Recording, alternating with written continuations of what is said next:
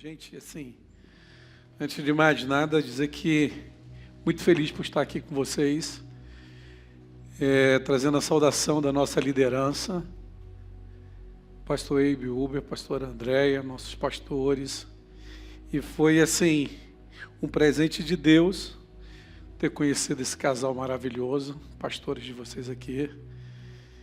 E, gente, a igreja do Senhor é isso.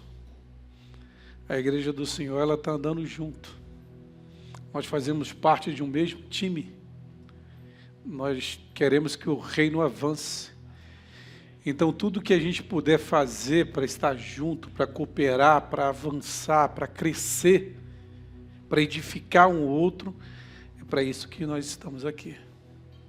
E a humildade dos pastores de vocês em buscar conhecimento, buscar ajuda, aproximação, mostra muito do que essa igreja quer. Porque muitas vezes, por essa falta de sensibilidade em buscar uma ajuda, acaba isolando a gente.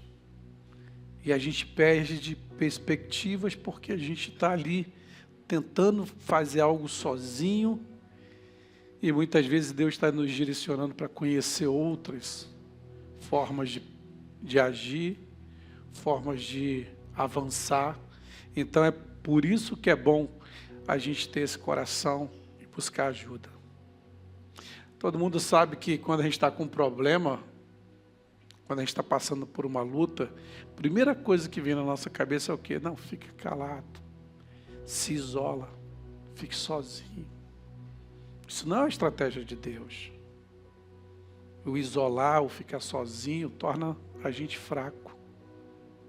Não sei se vocês já viram vídeos que mostram quando o predador, o leão, ele vai atacar um animal, que vem um bando, ele nunca pega o mais forte, o que está em grupo.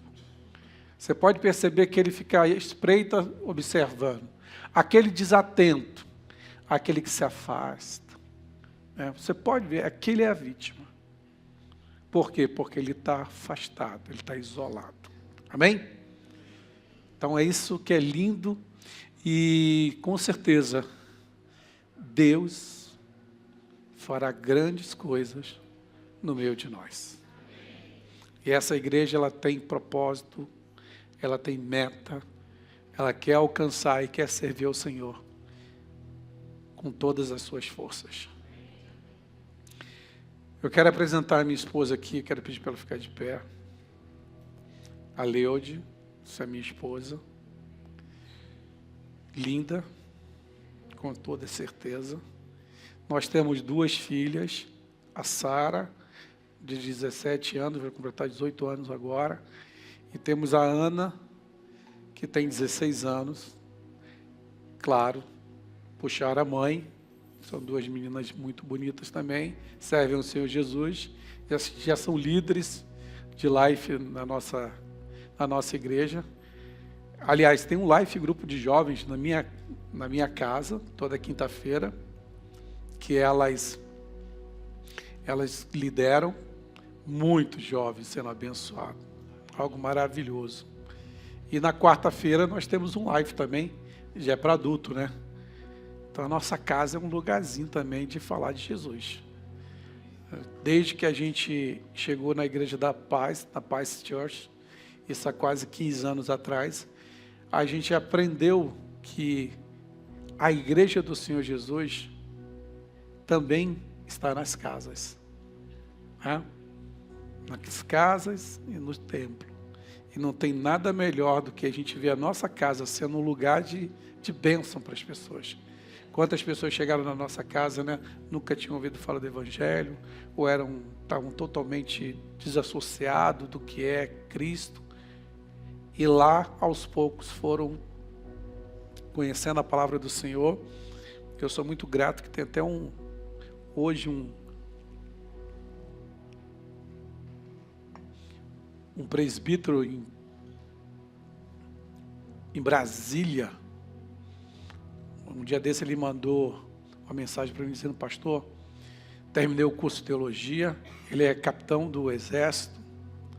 Na época que eu conheci ele era tenente, ele era espírita, e hoje está quase se tornando um pastor, e começou numa célula, ouvindo a palavra do Senhor, amém? Então não podemos desprezar os pequenos grupos, esses pequenos grupos que fazem a grande diferença, porque são eles que acolhem as pessoas, trazem elas para perto, falam próximo a elas, cuidam delas, né? O pastor falou assim, da gente estar procurando igrejas com relevância, né? E aí eu fico vendo a Paz Church São Paulo, tudo para a honra e glória do Senhor Jesus Cristo, mas não existe, não é nada de especial, é só uma forma de cuidar de pessoas e que toda igreja possa compartilhar de alguma maneira, né? Liderando life, sendo anfitrião, abrindo a sua casa, convidando, participando, e quando você vai ver, a igreja ela vai crescendo, e vai crescendo de uma forma muito linda, porque ela vai crescendo e cuidando um dos outros. A gente descobriu que um pastor não consegue cuidar de toda uma igreja. Humanamente impossível. Mas se você olhar para a pessoa do lado, você vai saber que você pode cuidar dela e ela pode cuidar de você. Amém? E isso através, né, dessa forma maravilhosa. Mas eu vim falar aqui hoje com vocês de algo bem especial. E eu sei que o ano é de cura, né? Ano 2024, ano de cura. E por acaso, que não tem nada de acaso com o Senhor Jesus, né? Ele me mandou trazer aqui para falar sobre restaurar sonhos, projetos. E a pergunta é, quem tem sonhos? Quem tem projetos? Onde estão esses projetos? Onde estão os sonhos? Vamos falar um pouco desse assunto? João 11, 25, 26. Disse-lhe Jesus: eu sou a ressurreição e a vida. Quem crê em mim, ainda que morra, viverá, e todo aquele que vive e crê em mim nunca morrerá. E ele ainda pergunta: crê isto? Nesse versículo resume a essência de como Jesus, ele restaura o que estava perdido, traz vida onde havia morte e esperança onde já não mais havia expectativa. A declaração de Jesus de ser a ressurreição e a vida se aplica profundamente ao que a gente vai abordar nessa mensagem. Como saúde, quem precisa de um milagre na área de saúde, família, quem precisa de alguma maneira ver uma restauração familiar, finanças, quem precisa ajustar, e sonhos. Esse versículo centraliza a fé na capacidade de Jesus de transformar todas as áreas de nossa vida. Muitas vezes a gente deixa a nossa incredulidade ou o comportamento automático do dia a dia e acha que tem coisas que a gente mesmo resolve. Ah, não, esse problema aqui eu resolvo. Ah, não é financeiro? Não, eu resolvo. Ah, não, é dor de cabeça? Um comprimido resolve. Ah, é uma azia? Ah, é uma situação, se não vou no médico. Não que seja errado, né? Ah, eu estou com um problema financeiro, eu vou ali pedir um empréstimo ali e me endividar o resto da minha vida. Ah, eu estou com um problema no meu casamento, eu vou tentar resolver aqui batendo cabeça, brigando, tentar empurrar dentro da cabeça do outro, né? Aquilo que a gente acha que é o certo e o outro tentando colocar na nossa cabeça e fica nesse conflito. E a gente acha que consegue resolver as coisas e muitas vezes até consegue de alguma forma. Muita gente hoje está indo aos psicólogos, né? Fazendo terapia. Não tenho nada contra isso, acho que até aí. Mas parece que a gente tem esquecido que a gente tem Jesus.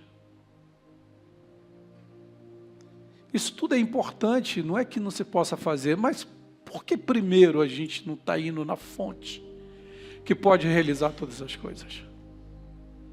Por que nós não estamos recorrendo primeiro a Jesus?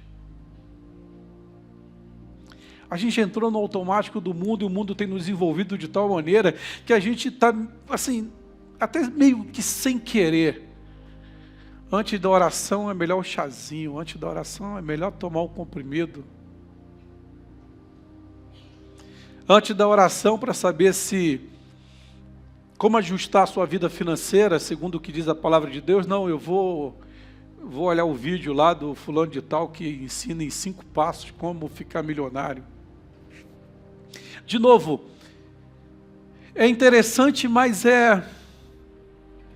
acaba sendo uma forma de nos afastar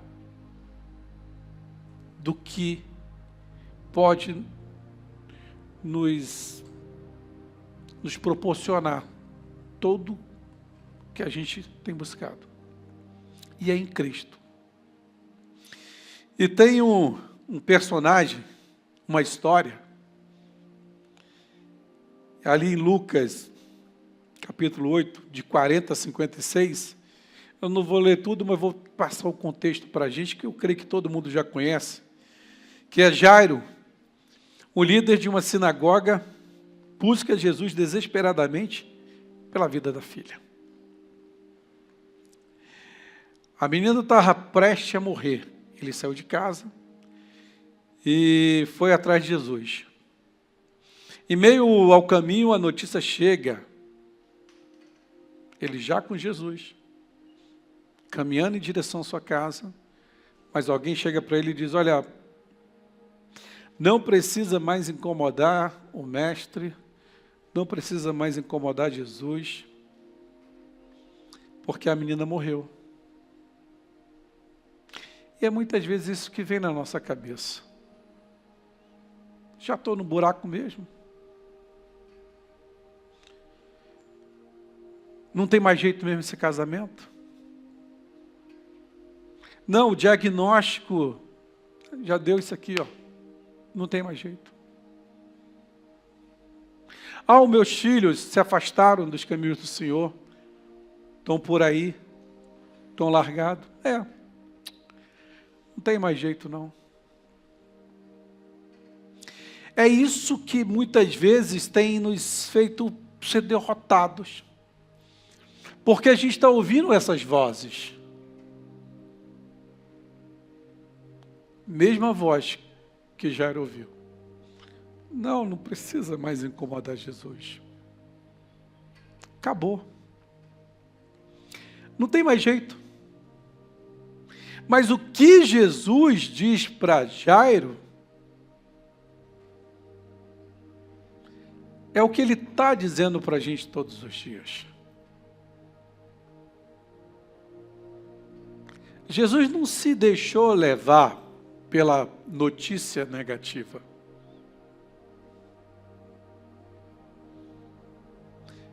Jesus disse para Jairo só, creia. Jesus está falando para a gente hoje, creia. Aqui uma família está enfrentando a dor de uma perda.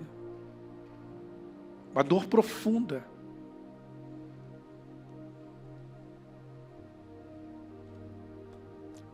Talvez você esteja vivendo na sua família hoje uma dor, uma perda. Algo está mexendo no seio da sua família, do seu relacionamento, do seu casamento,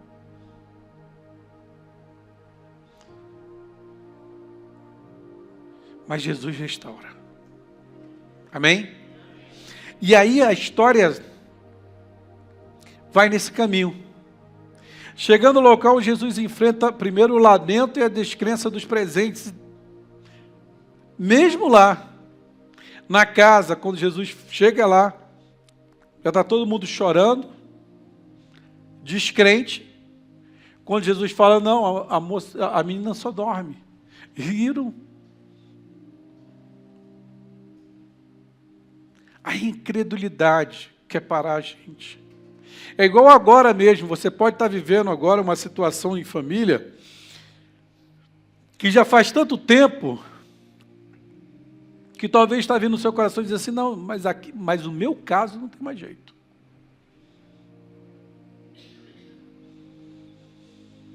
Pastor, o senhor não conhece o meu casamento. Não tem mais jeito. Os meus filhos, não, o senhor não conhece. Em que situação ele está? Meu pai, minha mãe, meus irmãos, o senhor não sabe, pastor. Já não tem mais jeito mesmo. Talvez seja isso que o diabo esteja falando para enfraquecer a nossa fé. E foi isso que aquele pessoal falou para Jesus. Que história.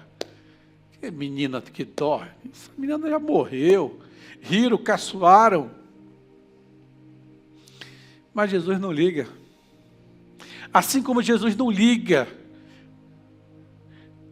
pela incredulidade, muitas vezes até nossa. Porque Ele pode restaurar. Amém? Ele pode mudar. E nós vamos ver daqui por diante o quanto é que Jesus pode fazer. Chegando ao local, Jesus declara com autoridade a menina, levanta-te. Instantaneamente a menina recupera a vida.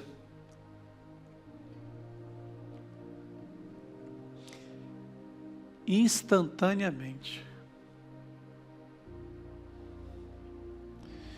Você crê que você pode sair daqui hoje restaurado? Você crê que você pode sair hoje com a sua bênção? Seu sonho renovado? Sua família abençoada? Casamento restaurado? É isso que nós precisamos crer.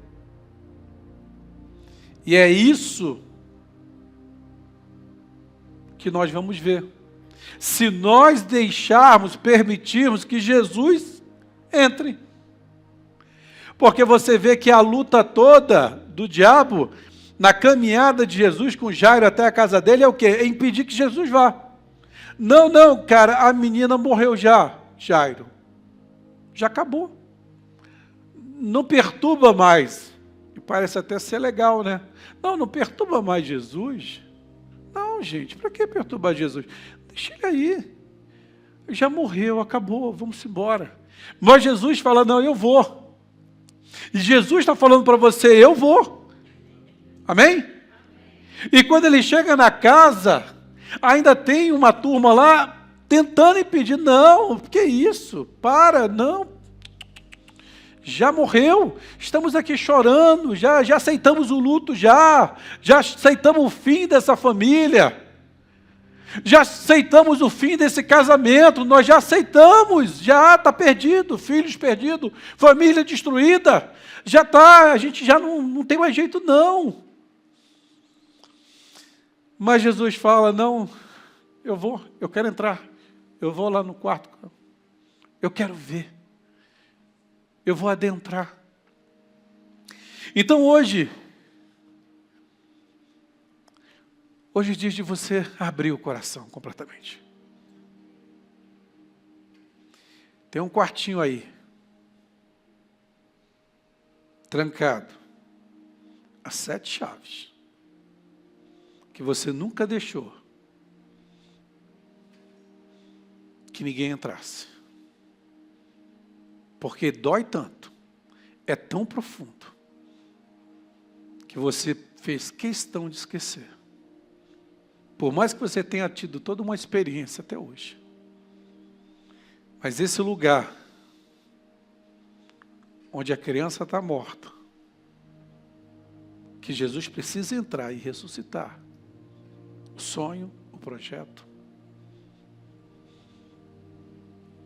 Hoje, Jesus vai invadir e vai trazer luz, vai trazer a cura, vai trazer a restauração, vai trazer a transformação em nome do Senhor Jesus Cristo. Amém?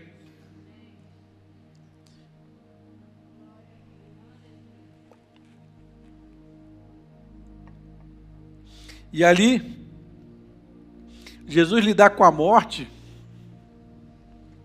no momento que ela acontece. A menina acabou de morrer e ele vai lá e ressuscita.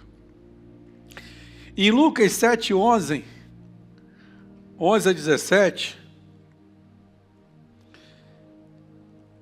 fala sobre a história da viúva de Naim. Olha que interessante. Em Naim, Jesus encontra uma viúva que está prestes a enterrar seu único filho. Gente, esse contexto aqui, ele vai falar muito sobre uma questão também, além do filho. Presta atenção. Além do filho, há uma situação financeira que vai mexer com a vida daquela mulher para o resto da vida dela. Ela é viúva. Naquela época, mulher não trabalhava. Ela vivia do sustento do pai.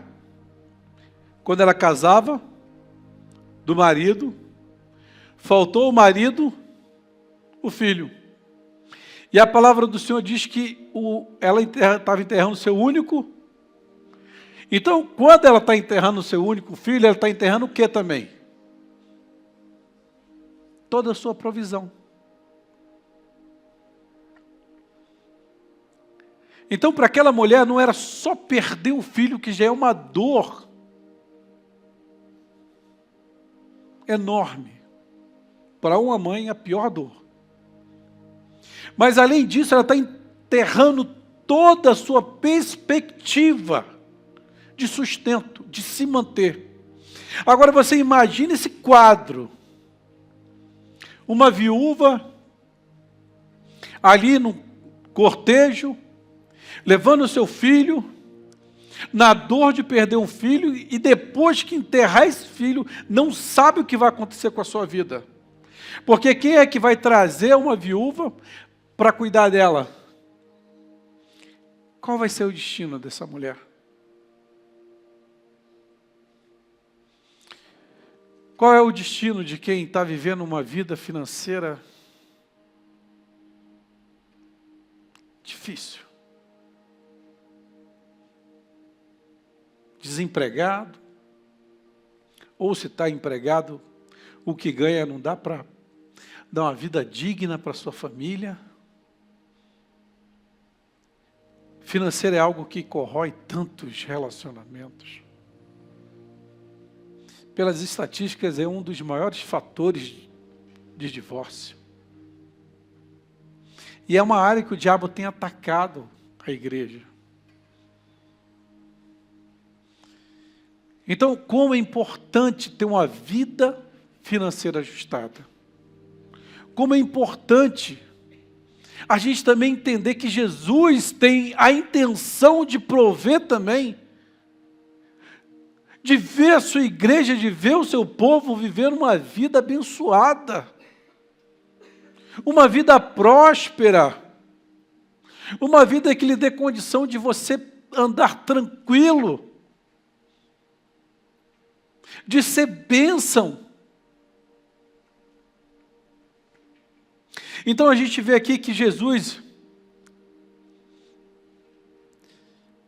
ele, comovido pela dor daquela mãe, se aproxima do caixão e diz: jovem, eu te digo, levanta-te. O jovem revive.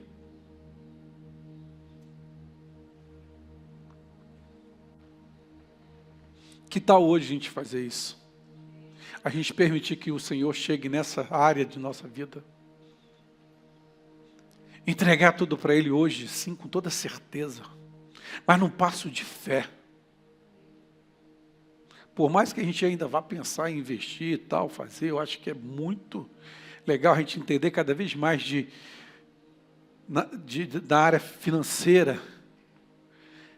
Mas que tal a gente orar primeiro? Que tal a gente entregar tudo que nós temos na mão do Senhor e crer que o Senhor pode fazer? Ter essa certeza de que Ele é um provedor. E é desejo dEle nos prover. Tanto que, depois que Jesus diz para o jovem, levanta-te, e o jovem revive, Jesus o devolve à sua mãe. Jesus está dizendo para ele, está aí o teu filho. E está aí a tua provisão.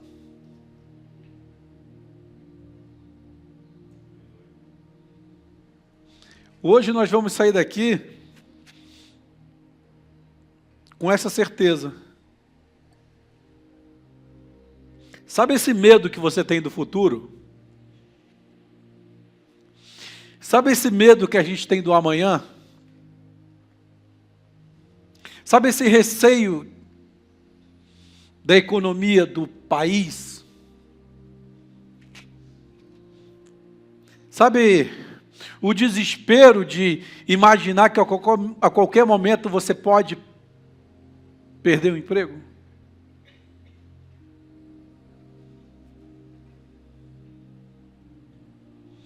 Hoje a gente vai sair daqui completamente livre desses pensamentos. Quem crê? Amém? Por quê? Porque nós temos um Deus Todo-Poderoso. Porque o Senhor Jesus, Ele não vai nos deixar desamparados. Aleluia? Então, é nisso que Jesus quer nos ensinar. Para que a gente possa realmente ter uma vida de paz e de tranquilidade. Porque nós não fomos constituídos, alcançados pelo Senhor para viver escravizado pelo medo. Ser escravizado pelo porvir. Ser escravizado pelas circunstâncias. Porque lá na minha empresa lá, o RH está chamando o pessoal e está mandando o pessoal embora. E aí o diabo, tentando mexer na sua fé, fica te massacrando dia e noite, dizendo, você é o próximo. Mas hoje você vai saber que Jesus é contigo, e que Ele é um provedor, e que você vai sim, você vai ser vitorioso em Cristo Jesus. Amém? Salva de palmas para Jesus Cristo. Pastor Roberto, você me avisa meu horário, hein? Tem uma outra... Aí Jesus encontra com a morte assim que ela acontece com a filha de Jairo. Jesus se encontra com a morte no caminho, no cortejo já, né? Jesus vai vencendo, né? Aí tem uma parte em João 11, ali de 1 a 44, que fala de Lázaro. Jesus chega a Betânia 4 dias após a morte de Lázaro. Quantos dias? 4 dias. Seu amigo querido. Os presentes já haviam perdido a esperança, pois tudo indicava que era tarde demais.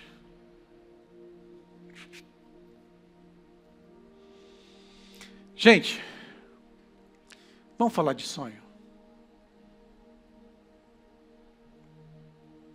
Você lembra qual foi o primeiro sonho que você teve na sua vida? O que você queria ser? O que você projetou para a sua vida? Qual era o sonho? Gente, quando eu era criança, por incrível que pareça,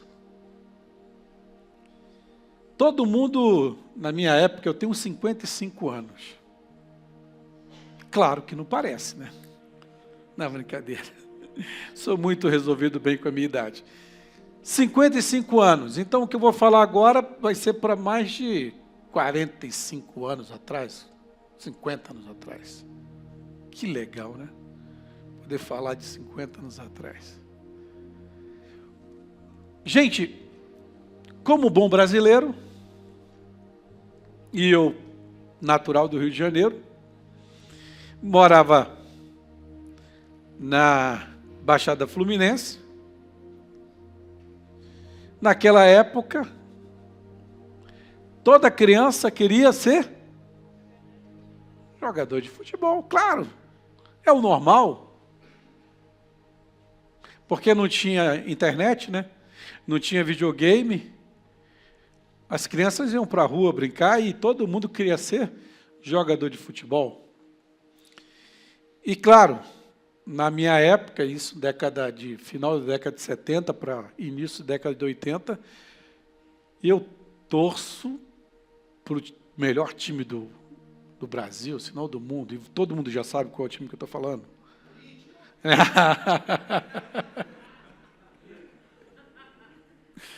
Não, eu já dei a dica, quem é do Rio de Janeiro não vai torcer por isso, sabe disso. Olha, tá vendo? Ah, tem gente inteligente aqui. Cadê? Brincadeira à parte, gente, mas o sonho de toda criança é o quê? Jogar bola, ser um jogador de futebol. E eu sou de uma família com 5 irmãos. E eu era o mais novo desses 5 irmãos. Gente, e eles jogavam muita bola. Quase chegaram a ser profissional. Um chegou a ser profissional.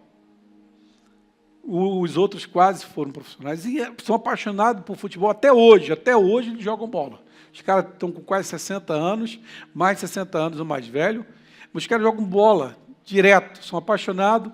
Eu tenho sobrinhos que são jogadores de futebol profissional. Um deles vocês devem conhecer. Jogou aqui no Palmeiras um tempo. Depois foi para fora do país. O Corinthians quis comprar um tempo desse, mas ele não veio. Não podia vir também, né? O Corinthians quase caindo para a segunda divisão, né? Quem é que vem? É doido. Então, a minha família, eu só estou falando isso aqui para vocês entenderem que corre no sangue, né? Esse negócio de futebol, né? Corre no sangue. Todo mundo joga, jogadores, tudo. Mas eu não sabia jogar bola. Você já pensou? Você está no meio ali, você não sabe jogar bola. E o meu plano e projeto não era ser jogador de futebol. Enquanto eles jogavam bola, sabe o que eu fazia? Eu escrevia poemas, contos.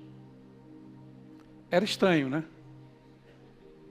Era ou não era estranho? Como é que uma criança, naquela época, ao invés de sair para a rua, jogar bola com os irmãos, ficava em casa escrevendo? Lembra que meu pai comprou uma máquina de datilografia, só para quem está acima dos 40 sabe o que eu estou falando. Quem não sabe, depois procura no Google o que é isso. E, gente, essa máquina foi para o meu irmão mais velho, que fez o curso curso de datilografia. Quem tinha era chiquérrimo. Agora, nem sabe o que é isso. E ele fez o curso e meu pai comprou uma máquina para ele. Meu irmão, eu acho que ele nunca datilografou uma pauta naquela máquina. Eu acho que ele nunca nem tocou naquela máquina. Mas aquela máquina, ela tinha um endereço. Para quem? Para mim. Então, eu, ao invés de jogar bola, ficar correndo pela rua com aqueles moleques, eu ficava em casa escrevendo. Meus irmãos achavam super estranho. Vocês não sabem o apelido que eles me davam. Naquela época não tinha esse negócio de bullying não, tá? Não foi para a rua, jogou a bola e disse, isso é mariquinha, isso é uma mulherzinha, isso é alguma coisa. Mãe, esse menino não pode. Como é que pode? Mas é um sonho, gente. O sonho de criança era ser escritor. Ele escreveu o livro. Mas aí o tempo, filho de pobre, o tempo vai passando e você esquece dessas coisas. É tão impossível. Quem sou eu para escrever um livro? Como? Isso é só para as outras pessoas. Talvez seja isso que o diabo disse para você até hoje, no plano e projeto que você tem para a sua vida. Dizer, não, você não.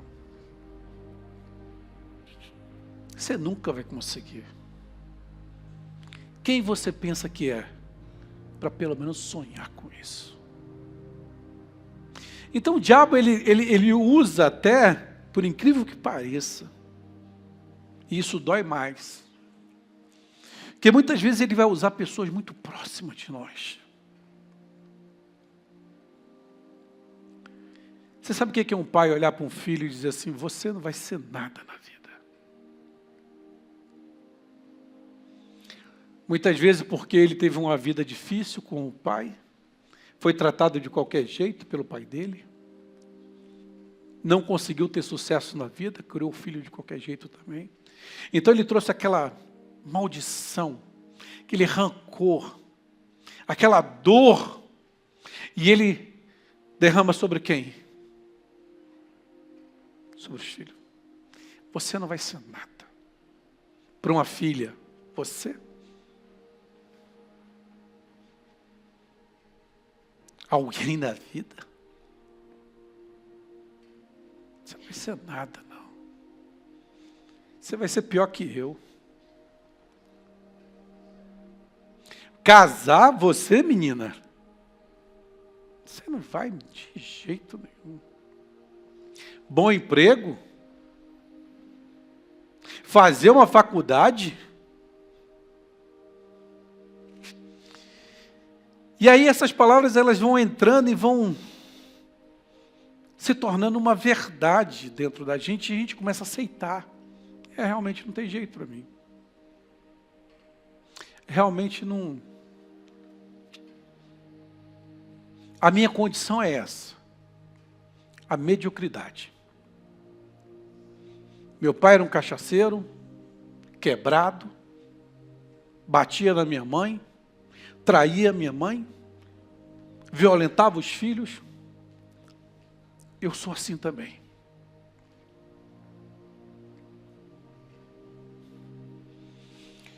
Minha mãe largou meu pai.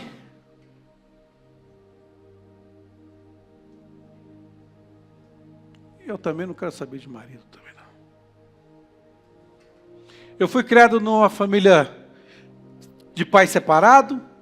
Também pouco me importa como é que vão ficar meus filhos se eu separar desse traste, como diz aí. Separar dessa mulher. Sem esperança. Está acabado, está morto, está enterrado.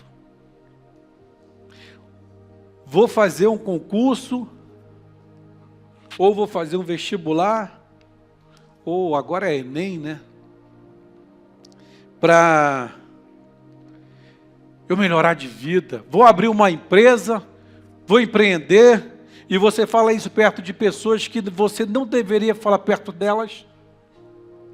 E o que vem dessas pessoas? Quem você? Você vai fazer isso? Coitado, seu nada. Você não vai passar nunca. Você abriu um empreendimento, tu não sabe fazer nada, rapaz.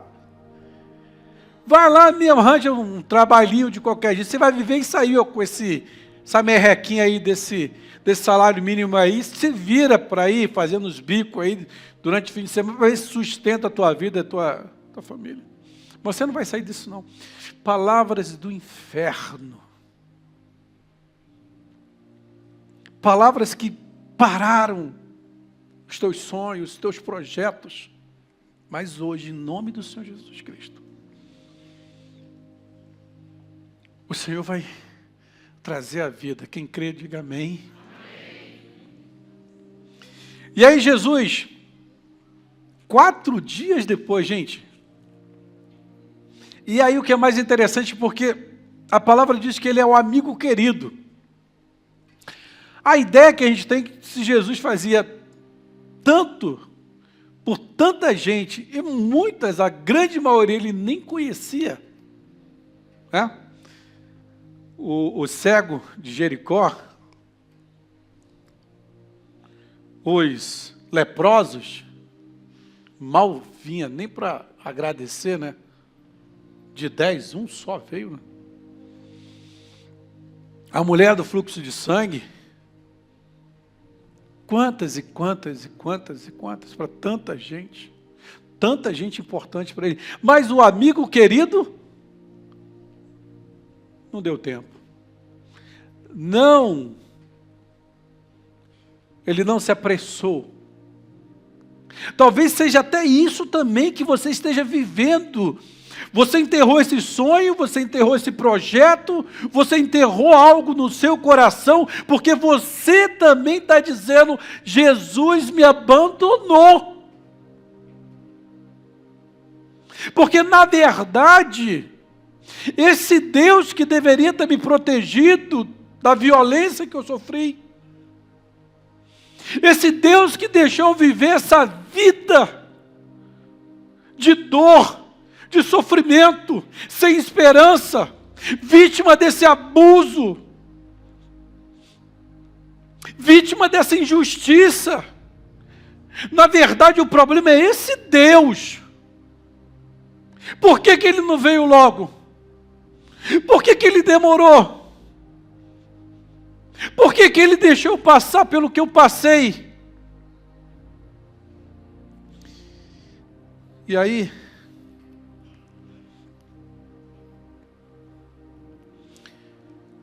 eu vou te contar uma pequena história rápida. Eu não ia contar, mas eu vou ter que contar.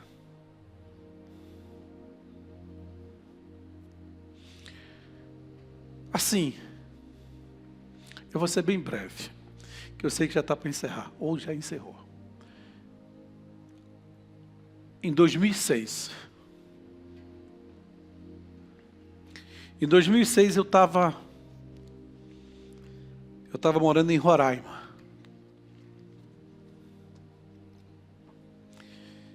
E eu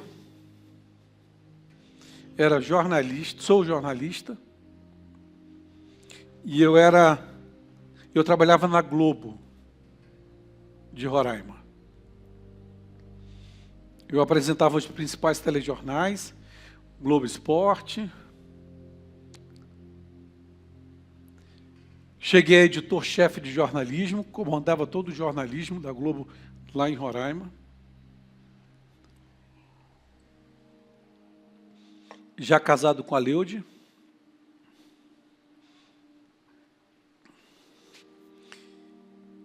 Mas eu não conhecia Jesus. Eu era ateu. E não gostava de Jesus. E não entendia esse lance de Bíblia. Achava só um livro como qualquer outro, ainda mais com um propósito um pouco meio estranho. Falava de coisas que eu não entendia. E a ideia que eu tinha de pastor e de crente eram as piores possíveis. Mas o meu verdadeiro problema era com Jesus Cristo. Ai, gente, coisa chata, todo mundo só fala nesse tal de Jesus. Qualquer coisa é Jesus. Que Jesus? Uma amiga minha que trabalhava comigo, evangélica, chata. O dia da mole que ela, Jesus. Ia fazer alguma coisa, tinha que orar antes. E aquilo incomodava. E um dia eu disse assim, cara, sabe de uma coisa? Alguém veio falar de Jesus para mim, sabe de uma coisa? Você precisa? Ah, preciso. Ah, fica na boa. Você precisa ficar na boa, fica para você. Porque eu não preciso. Arrogância. Arrogância. Ignorância. Você não conhece. O que eu quero dizer para vocês é que eu tive um encontro com Cristo. Aliás, eu tive o encontro com Cristo, porque só bastou esse encontro para a minha vida ser transformada. Ah, como, pastor? Como é que sai do ateísmo para cair nos braços de Jesus e viver apaixonadamente por Ele? Nós tivemos um filho. Se chama Pedro. E antes de conhecer Jesus, essa criança adoeceu. E tivemos que fazer um exame de ressonância magnética. Ele teve que fazer uma sedagem, anestesia, para poder fazer o exame. Ele estava perfeito, só tinha febre. O exame era só para saber de onde vinha essa febre. Sai dos nossos braços, perfeito, entra para fazer aquele exame, sai entubado e em coma, porque teve como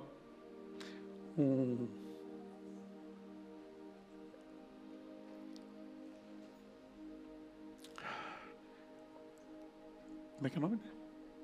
Teve 2 paradas cardíacas, por conta da reação alérgica. 2 paradas cardíacas, ficou sem oxigenação no cérebro, ele entra em coma. Naquele dia, meu filho foi parar numa UTI. Chance, só 30% de chance. Desespero total. O que fazer? Não se podia fazer nada. Todo mundo queria me ajudar, governo, prefeitura, manda para qualquer lugar do Brasil e do mundo. Não podia. A situação dele é difícil. Naquele mesmo dia que meu filho ficou naquela UTI, foi o dia em que eu tive um encontro com Jesus Cristo. Eu chorei desesperadamente e clamei pelo milagre. Jesus falou através do Espírito Santo no meu coração. Ele disse só Jesus. E o Espírito Santo falava só Jesus no meu coração. Aquela jovem que eu sempre caçoava por conta do só falar de Jesus, foi a pessoa que foi na minha casa e falou de Jesus para mim. Naquele dia, eu encontrei o amor de Cristo. Amém? Eu encontrei o amor do Senhor. E ali eu percebi que eu tinha sonhos e planos que tinha enterrado. Eu já era órfão de pai e mãe e vivia um vazio, porque não tinha mais ninguém nem nada na minha vida, e o que tinha era aquela criança, e aquela criança já estava numa situação difícil. Eu estava totalmente perdido e vazio. Não existia mais nenhum futuro para mim. Mas Jesus entrou na minha vida. Amém? Vamos ficar de pé?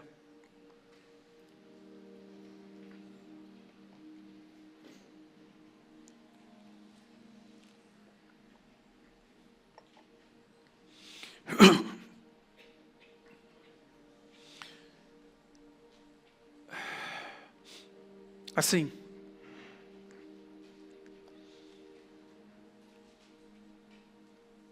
o que você está vivendo hoje? Sonhos, dor, projetos.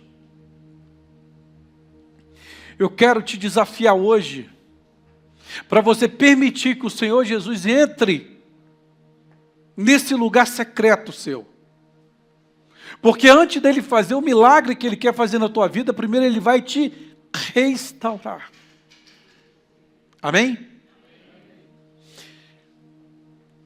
Pastor, e como é que ficou a situação do seu filho? Gente, eu passei a conviver com aquela criança em coma, eu e a Leude. A Leude também já tinha tido um encontro com Cristo. E nós fomos viver e batalhar pelo milagre do nosso filho. e orávamos. Nos apresentaram o Salmo 91 e nós íamos lá 3 vezes por dia, que era horário de visita, e orávamos, dobrávamos nosso joelho, orávamos de manhã, de tarde, de noite, para a restauração do nosso filho. Mas toda vez que eu ia falar com a médica, coordenadora da UTI, as notícias eram sempre negativas. Está pior e está piorando. Você passar 15 dias recebendo notícias dessa forma, vendo aquela pessoa que você mais ama,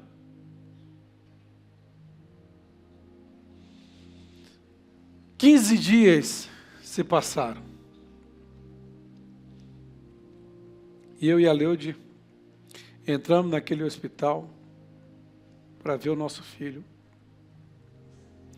E quando nós chegamos, ele já tinha morrido. Passamos 15 dias orando, buscando.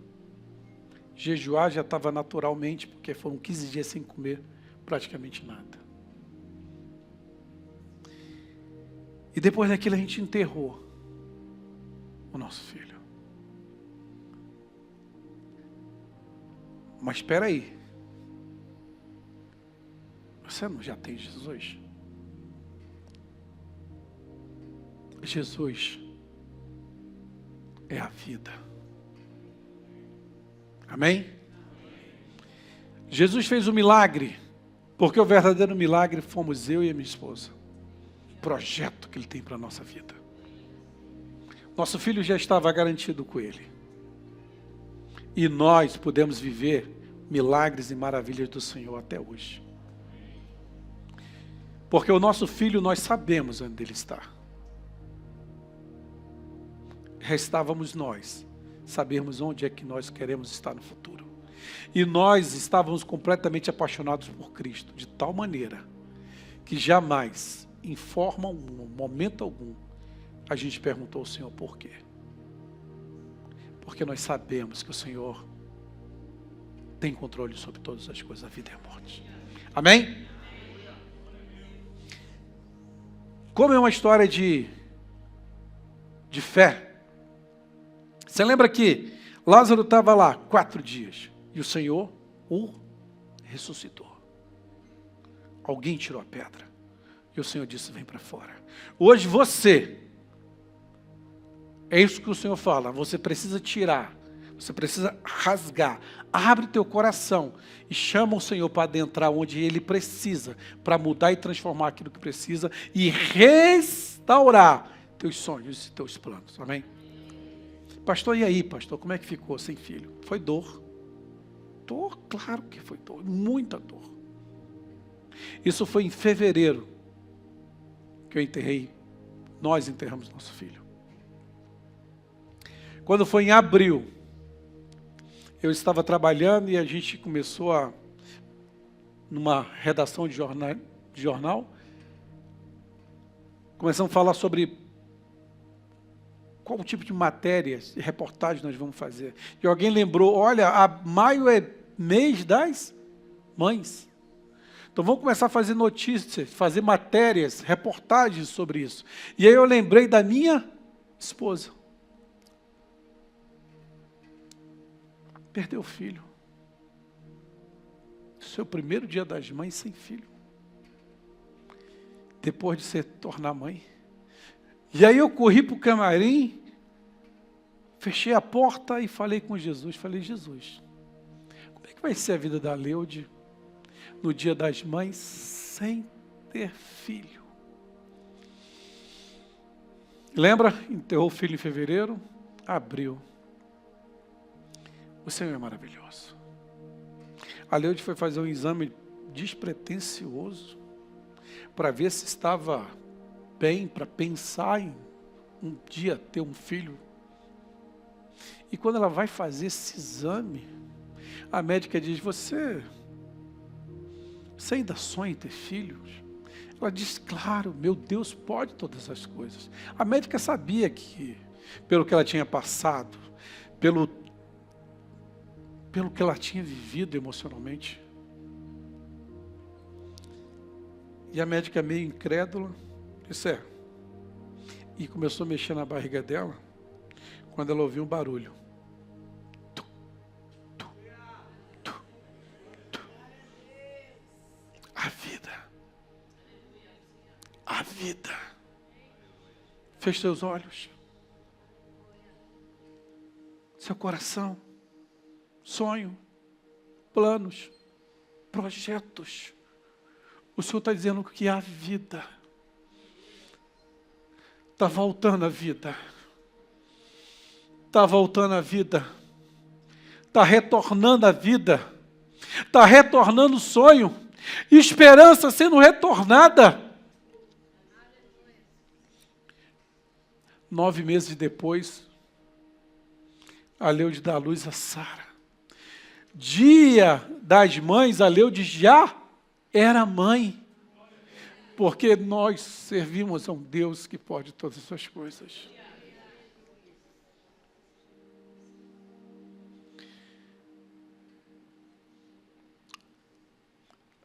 Eu quero até quebrar o protocolo aqui. Tem alguém para tocar aqui? Alguma coisa? Se tiver, amém. Se não tiver, a gente... Eu queria só chamar aqui, gente... Vou seguir o que o Espírito Santo está me pedindo, pastor. Quero só chamar você. Presta atenção, gente. Isso aqui não é nada pro emocional. Isso é uma questão espiritual. Eu quero chamar aqui na frente. Não são os que estão emocionados, que eu sei que é forte.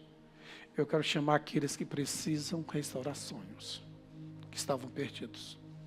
Que crê que o Senhor Jesus pode restaurar. Quero chamar você aqui na frente, que eu quero orar por você. Seja qual for o seu sonho.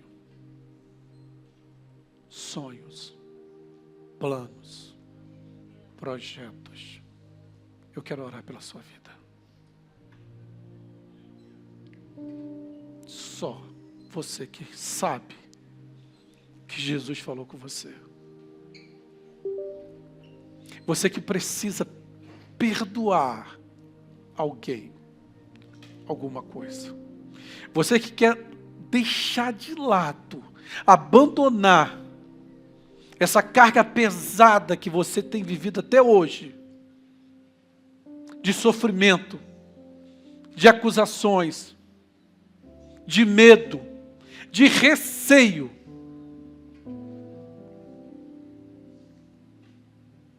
É um momento agora momento único entre você e o nosso Deus.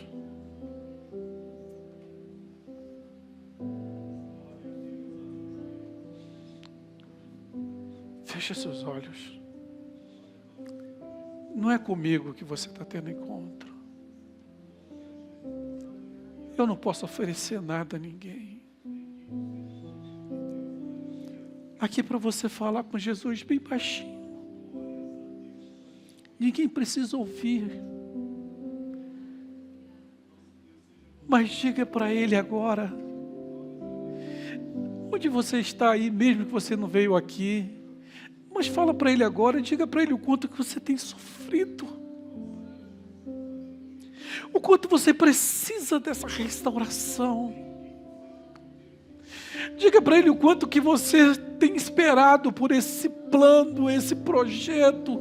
O quanto você necessita restaurar esse sonho.